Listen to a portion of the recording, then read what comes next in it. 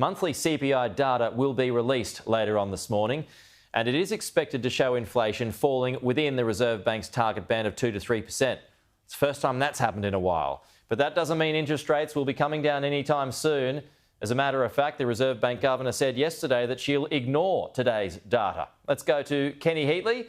So, Kenny, why is that?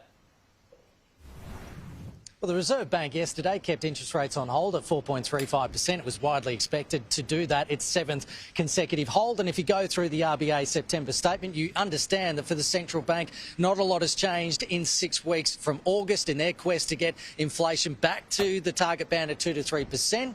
It's expected to not cut rates for a considerable amount of time. Here's more from Michael McCarthy, the Chief Commercial Officer at Moo Moo. Interest rate traders are pricing a very high probability of a rate cut before year end and a certain delivery of a rate cut by February next year. Now, that's quite extraordinary in light of what the Governor said yesterday, that she sees inflation persisting above the target band until 2026. In other words, no rate cuts for more than 12 months. Both of them can't be right. Either the Governor's got this wrong and we'll have to do a U-turn, or the markets have got it wrong and we're going to see a big adjustment.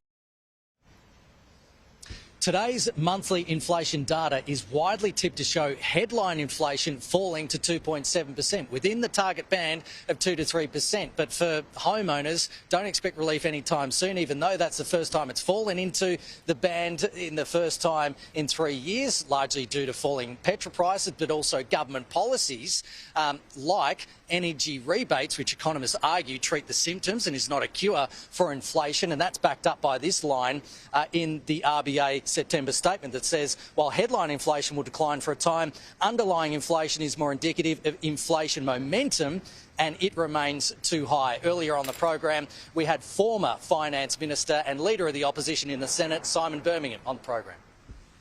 The Reserve Bank calling out the way in which the Albanese government has tried to set up essentially temporary impacts on inflation rather than tackling core and underlying inflation is the real problem here. Pete, the monthly inflation figure will be released at 11:30 and the next cash rate decision November 5, Melbourne Cup Day. Yep, happy punting. Kenny Heatley, thank you.